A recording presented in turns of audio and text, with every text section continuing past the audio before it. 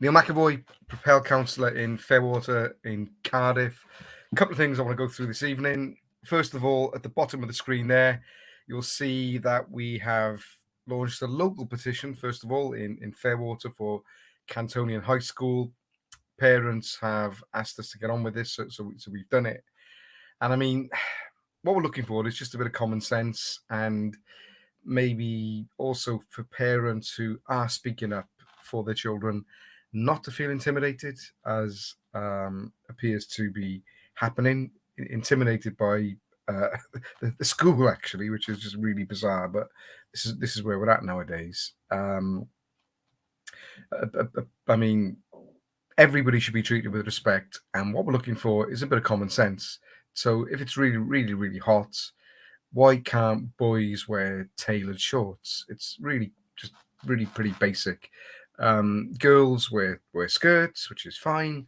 So I think it's really sexist. It really is sexist to tell boys that they have to wear long black trousers when, I mean, a bit of common sense is needed. I've written to the school, I've written to Cantonian, and I posted on Facebook. A lot of other parents from other schools have got in touch. It seems to be a bit of a Wales-wide issue, really. You could say it's a minor issue, but actually being comfortable in a learning environment is very important. And when parents tell me that the children have had asthma attacks, in part they're blaming the temperature for that. And I think adults should really be paying attention. I understand the governor's meeting this evening, or the senior staff are meeting with the chair of governors at Cantonian. This is something they should really take on board. I mean, it's just common sense. The next thing I want to talk about is, that shows up. Stand up for Ely and Drope. This one says, we're delivering others on the estate. Stand up for Ely. It's a public meeting next week that we've called, Wednesday, the 28th of June. It's on at 6 p.m. and it's at the Reflect Community Church in Ely on the Grand Avenue. Now, Propel has taken the step of calling this meeting, but I do want to stress, when people come into the meeting, we want everybody to leave their party politics outside, because there are lots of things which need to be talked about in Ely, lots of things that need to be done.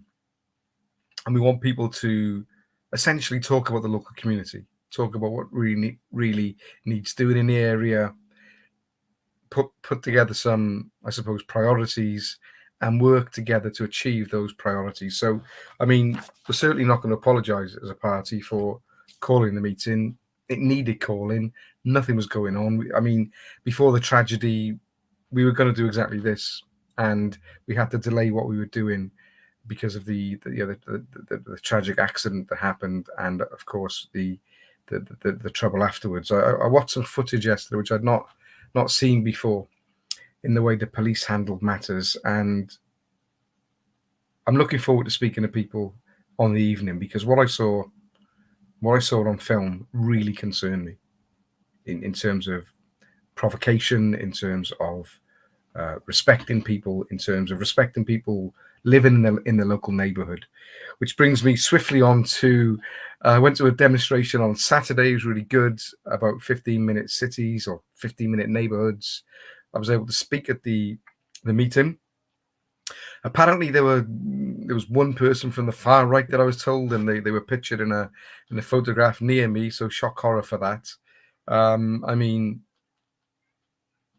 when it comes to politics, we mustn't leave any issue for any kind of extremist, be it left or right. I'm on the left. I suppose I'm the old left, really, because I think the self-identifying left now, I really don't see that I have much in common with them. I'm not woke. I'm a bit old-fashioned in believing in the redistribution of power and the distribution of wealth. Basic old-class politics, really. I think very, very much on the left, but I think that's a term which is misunderstood nowadays, especially by people who think they're left-wing, but I think they're fairly conservative on things like gender, for example. But the issue of the 50-minute neighbourhood concerns me, because originally I thought it was a really, really good idea. All the services local, within walking distance. But it turns out not to be developing like that, because what areas are seeing barriers put in place, CCTV thrown up, and in some areas now it's been said that households will only be able to drive out of the neighbourhood 100 times a year, and after the 100th time, then you start to pay. You pay a fine. £70 I've heard has been mooted, and this very much ties in with the congestion charge, which we're seeing introduced in Cardiff. It's another tax on working people, really. And for me, what really disturbs me, it's the authoritarian nature of what is happening right now, especially in Wales. I think we're the opposite of blessed by a very authoritarian Labour government. I mean, people forget that as a politician, a full-time politician back in March 2021, in the election campaign, it was actually illegal for me to knock on doors and talk about politics. Illegal. Labour, Plaid Cymru, the Liberal Democrats, or the illiberal Democrats passed a law making it illegal. And yet, if I'd have been a double glazing salesperson, it was totally legal for me to go out and knock on doors at that time. Mad.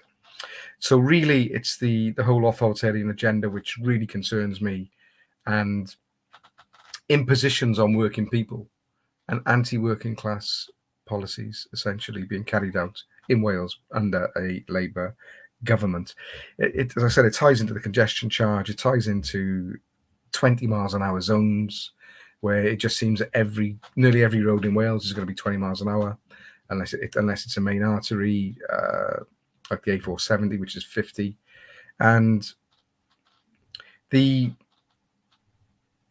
educated campaigner in me thinks that maybe if people do go above 20 miles an hour and you do get a fine, that everybody should elect to go to court, because that would absolutely grind the system to a halt. I'm not suggesting that, but it's an idea which is running through my head. So I want to go back to the beginning of what I was talking about this evening, and there's a local petition in Fairwater for Cantonian High School. I'm very happy to knock up other petitions for other schools. And given the amount of parents who've got in touch with me, we may be looking at doing one Wales-wide, because we need a bit of common sense. I mean, youngsters put up with a lot nowadays, but they put up with lockdown for God knows how long, and it's not really too much to ask to enable people to feel just that little bit more comfortable in the heat and just wear tailored trousers, tailored shorts. What is the problem? And as I said earlier, it's really sexist that girls can wear shorts and yet boys have got to wear long trousers. Wrong. Very wrong.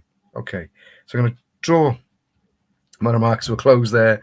Thanks to the parents who've got in touch. If anybody else wants to get in touch, then we'll do our very, very best for you. So that's me speaking as a local councillor in Fairwater in Cardiff West. Diolch yn fawr. Thank you very much.